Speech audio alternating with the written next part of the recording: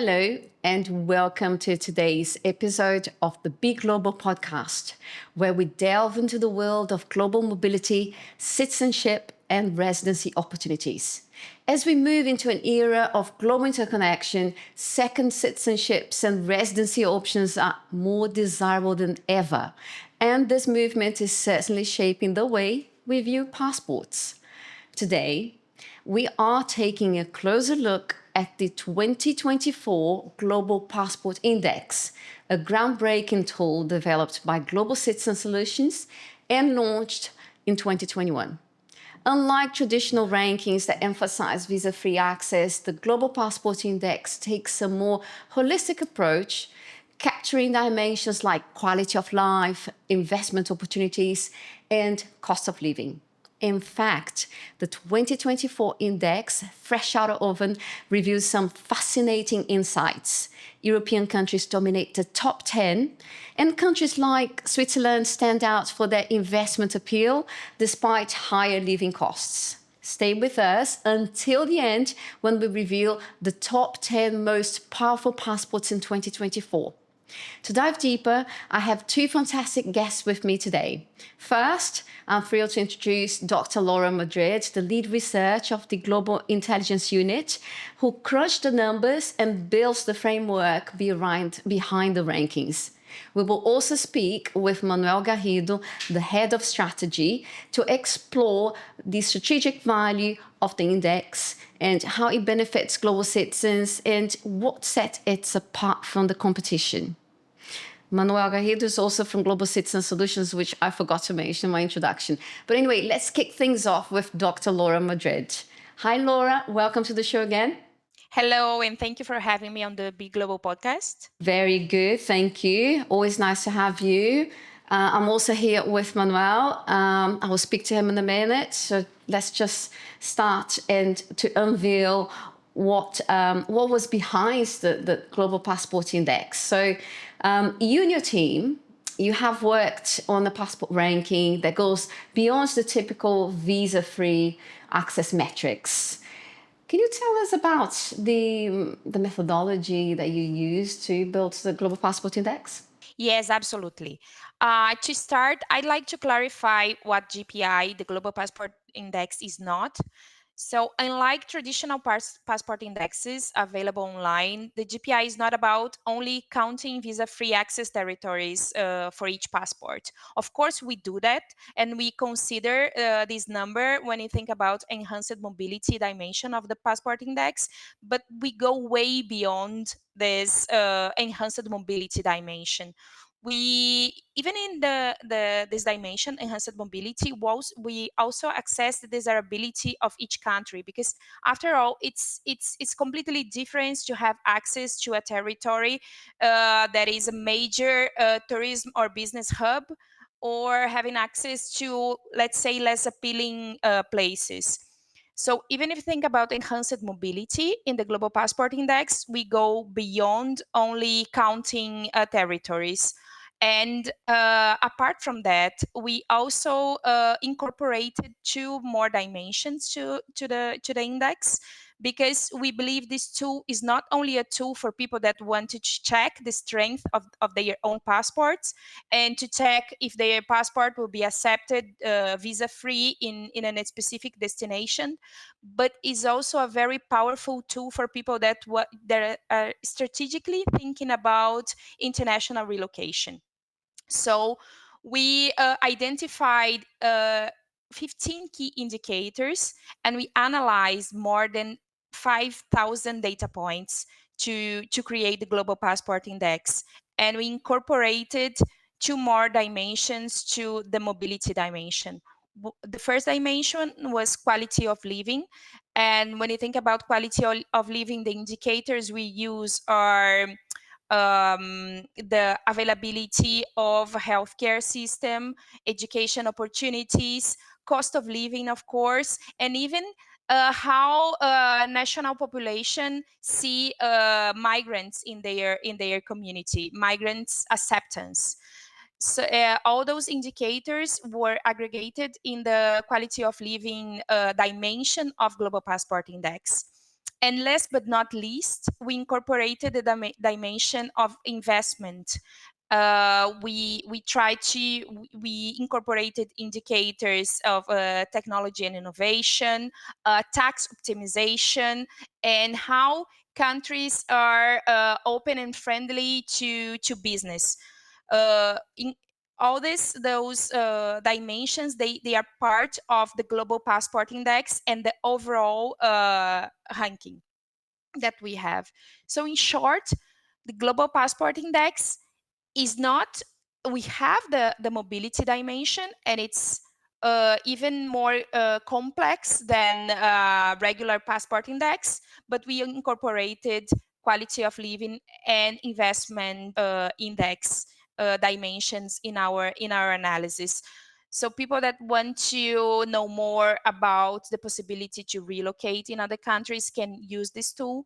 And people, of course, that want to check the strength of their passports, or if the passport is accepted in the country that the person wants to travel to, they can also use this tool. Okay, Laura, this is great. And we could tell that there was a lot of work behind putting together. It wasn't simply crunching up numbers, but a lot of research was done as well. So for the ones that are listening to us, and obviously the ones that are seeing us on our different channels, audio and video, I'd like to say that we will soon announce the top 10 most powerful passports for 2024. But before that, I'd like to keep speaking to Laura. If she could perhaps tell us about the key trends that you saw across countries in the top 10. Yes, of course. What we identify is that Europe continues to stand out as the strong region when it comes to passport strength. Uh, the incorporation of quality of life dimension gives Europe this powerful position. Of course, many countries especially in the north of Europe, has a well-developed and strong and robust welfare state. So public services are available and very good quality. Also, when you think about the investment dimension, many states in Europe, several states, are very pro-business environments, as the Netherlands or even Sweden, that has incorporated recently legislation to facilitate businesses and lower bureaucracy. And let's not forget that also Europe gives access to Schengen area. So anyone that holds or desire to have an European passport will have access to the EU member states and other regions where Europe has a bilateral mobility agreements. We can also talk a little bit about Asia. Singapore is a good example. Singapore is the country that is in the top positions in the investment index and enhanced mobility index.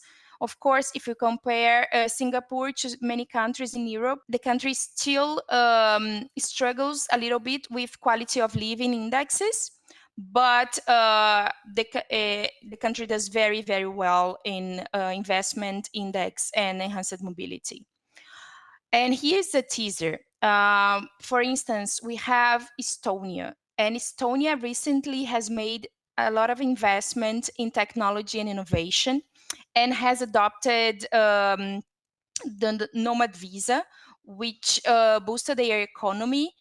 And in the recent years, we noted that Estonia climbed a lot of positions in the Global Passport Index. We are going to discuss further the how is the country ranked, but it's relevant to say that Estonia ranked fourth in our Global Digital Nomad Report, published in August by Global Citizen Solutions. And finally, we have the countries that didn't do as well as European countries, and we can mention the United States. The United States has leaped out of the top 10 in 2024, and it's mainly due to the quality of living standards that have decreased in the last years, and enhanced mobility index, because due to the Ukrainian invasion, the US nationals from the US that hold American passport have struggled with stricter requirements for accessing strategic regions of the world, especially Russia and allied countries. So we are going to talk a little bit more about the top 10 countries in the Global Passport Index. So stay tuned. Hi, Laura. Thank you for the reminder. Yes, it is very exciting. I'm looking forward to know all about the 10 top countries. Also, I'd like to say it's very exciting to hear about Estonia, who was a country also mentioned in the Digital Nomad report. And correct me if I'm wrong, but I believe Estonia also excels on internet connection as well. So there are lots of very exciting stories that can come up from Estonia. So yeah, looking forward to understand and learn more about it later. Now I am going to give you a break, Laura. Have some water. I'm going to jump on to Manuel now, who's here with us.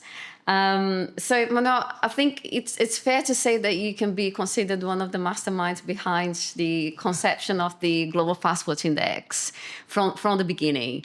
And so you've been publishing it for the past 3 years. Why is it important to have a passport ranking tool like this one? Hi, Gizane. It's good to be here one more time talking about this. I think that just to start, the true masterminds behind this, I think it's our clients. Okay, the demand that they had for more information about passports and comparing different passports, different citizenship by investment programs, different residence by investment programs. That's why we thought that a tool like this was very important, something to have. When we started discussing and looking and what kind of tools were available to compare, every passport ranking were all about visa-free access, as Laura mentioned. So we decided to not have this approach because with the rise of citizenship by investment programs and also many golden visa programs leading to citizenship as well, we thought that having a passport, a second passport, or sometimes a third passport, were not just about the travel document, but also about getting the citizenship in that particular country and using that to increase mobility or to move to a different country, which is all about the quality of life and having new opportunities. And sometimes even about investments. People are looking for a plan B sometimes, or to better personal taxes or asset management and stuff like this.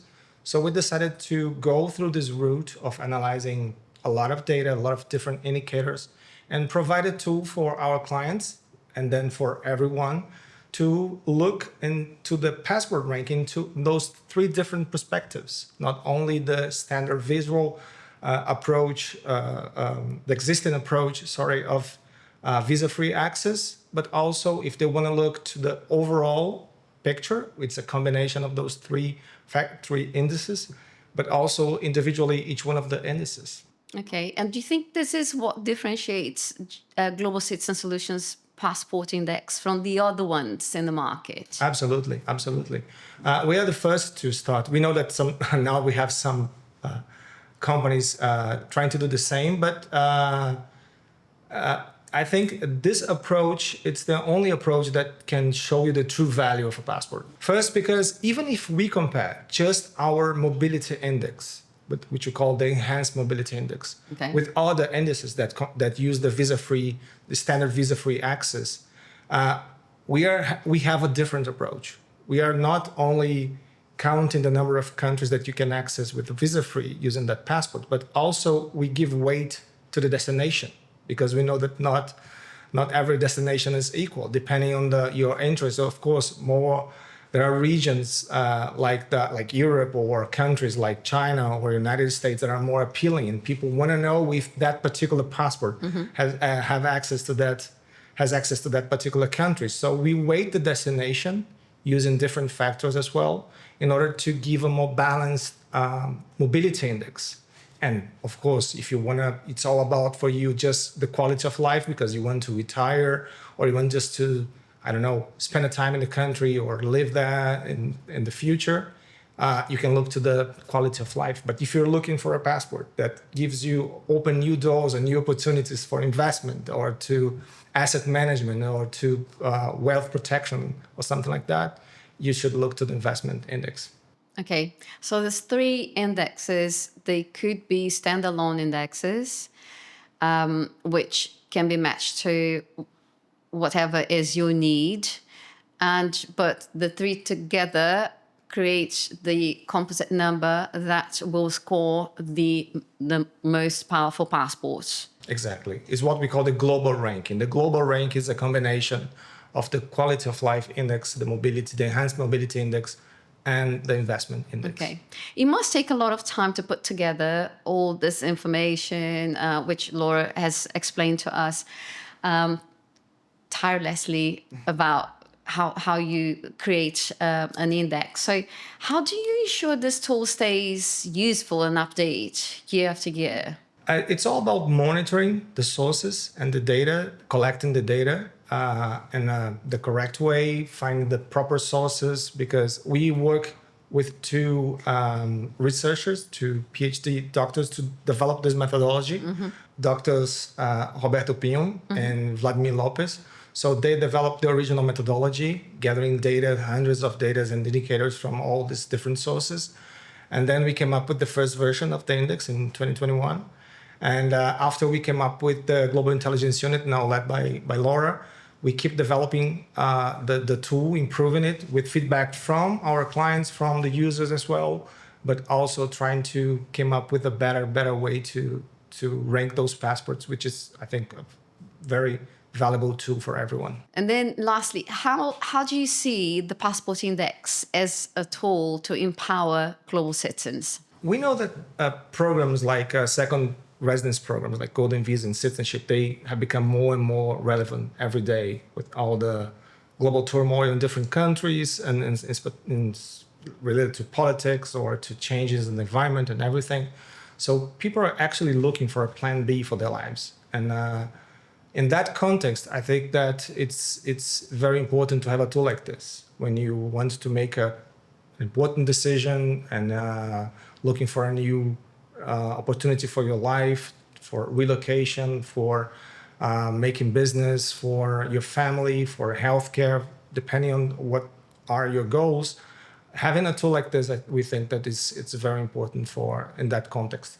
So as soon as people are looking for ways to acquire residency in different countries or to use one of those programs like citizenship by investment to get a second passport or a third passport to add to their portfolio, I think that a tool like this would be very relevant. Okay. And it's a tool that can be useful as well if you're planning a trip abroad. Yeah. You can check the profile of the country you're going to, if visa is available, required there or not. Yeah, it's just for the casual traveler if you want to just check if your passport allows you to travel for a certain country. It's just as simple as that. Good. And it's all free. It's 100% free, and it's not the only ranking that we have. Laura can maybe talk a little bit about the other rankings that we have, but we try to use that information that we have now to build up other relevant indices like the Digital Nomad Index or the report that we made for Americans that want to retire abroad, the best country for Americans. So we're collecting those data from all those sources and trying to deliver new products for our clients. This is brilliant. Really good. Thanks. Thank you, Manuel. I'm going to go back to Laura now. Laura, we saw some notable shifts in the rankings, such as the US and Canada falling out of the top 10 and Ireland and Switzerland rising. Are you able to show us the ranking of the top most powerful passports, please? Yes, absolutely. I can walk you through the rankings, and we're gonna analyze the most notable shifts we've observed in 2024. So first of all, again, the ranking shows an European domain in the performance across all dimensions, When you think about enhanced mobility, as I said, European countries give access to Schengen area countries and have also signed bilateral agreements with other very important regions. So having access to an European passport gives you access to many other regions. Quality of life, again, Nordic countries are the ones that appear in the first positions. For instance, Sweden is the top country in 2024. It was in 2021 the 6 countries, but we are going to speak a little bit more about investment index. And Sweden has done its work in investment. Implementing regulations to debureaucratize economy and lowering taxes. Also, Denmark, Finland, and Norway are in the top 10 positions. Then, when you talk about, again, investment, usually European countries like the Netherlands, Finland, and Switzerland do really, really well in investment, in our investment index, because we take into consideration tax optimization, technology and innovation, and if the country is business friendly. Switzerland actually showed like a paradox.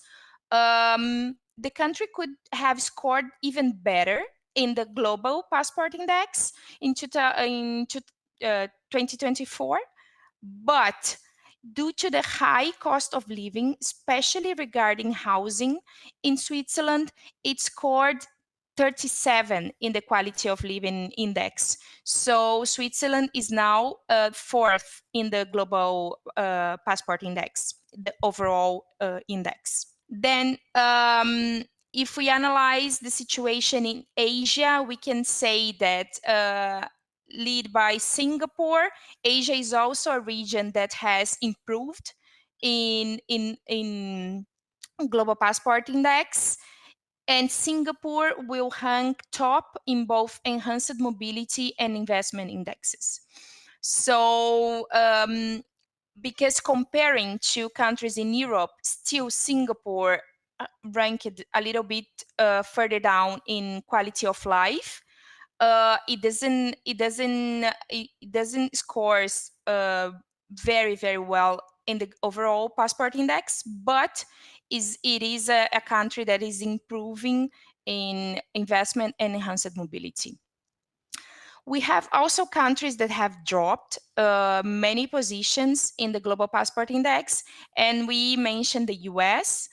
The US has had a lot of problems with the quality of life indicators, especially security, cost of living, and institutional strength. When you talk about safeguarding political and civil rights in the last years, the US has decreased in those indicators. Also, due to the invasion of Ukraine, we've seen that it's more difficult for US nationals to travel with their passport to very important countries, strategic countries like Russia and some allies. Canada has also fall out of the top 10. And Canada, the problem with Canada and the issues with the Canadian economy is the high level of bureaucracy and also the high cost of living. And again, housing is a problem in countries like Canada and the US, of course. We mentioned Estonia. Estonia has done its work when it comes to tech and innovation. The country has invested a lot in technology infrastructure and attracting talent through their digital nomad visa and investors visa. So Estonia is a country that we should look for in the next years, and also Japan. Japan has improved a lot in the investment index, implementing regulations to debureaucratize their economy, and also establishing more agreements, free movement agreements with other regions. I think this is the most notable movements that we had in the last years. We have also Ireland has done a great job in investment migration index and has climbed from 14th to 7 in 2024. And yeah, if you see the chart, you're gonna see that this is the most are the most important movements that we had in our global passport index. And again, this is a very powerful tool for people that not only want to relocate internationally because they want to safeguard their assets, or because they have a very structured succession planning, they want to optimize their tax duties, but also for people that want to establish businesses in a different country, in another country, because it opens the possibility to those businesses to explore new markets. So when you want to relocate because you want to get access to new markets, you also should look into our global passport index, because we do incorporated indicators related to investment, environment, and subjects and topics related to business and business friendliness in the countries that we analyzed. So I would say that not only for people that want to travel and check the strength of their passports, the territories they can access visa-free, but also for people that are strategically thinking about a second citizenship or a third citizenship, or even relocating temporarily in another country. Thank you very much, Laura. And I think I'd like to exemplify the journey of the user, given our constraints right now, which is the listener who is listening to us won't be able to view, so I will be as descriptive as possible. But I think it's important, given all the analysis that you've made now, that people are able to see how robust the Global Passport Index is. So what I'm going to do right now is to open a tab, okay? And you're able to see that if you are watching us. If you're not watching us, then you will go to globalcitizensolutions.com. Right there at the top, you will see Global Passport Index. Click there. And then you scroll down and you will see the world's most powerful passports in 2024. Right? So Laura, are you there with me? Great. So you will see the number one, the Sweden passport ranking. You will be able to compare your passport. There's a button there called compare, and you can compare your passport with the Swedish one. Then you will have the ranking on Enhanced Mobility Index, the Investment Index, and the Quality of Living Index. But now, just to show how robust this material is, you scroll down and you will see some information about free access, visa access. You will also see the details about the indexes we just talked about. And if you keep scrolling down, you will see there, which is ideal for a traveler, an information about Sweden, the country itself. So you will see the information about the Sweden investor immigration permit, some information about the Swedish population, which is over 10 million. So you can download. You click there on the download button, and that's it. So you've got a lot of information available to you on this platform. And as Manuel emphasized, it's all free. Right, so that's it. I'd like to thank you all for tuning in. And again, if you're curious to see where your passport or where your country ranks and learn more about second citizenship, I'd highly recommend you to head over to the Global Citizen Solutions website, click on Global Passport Index and have fun there. So thanks, Laura. Thanks, Manuel. And until next time.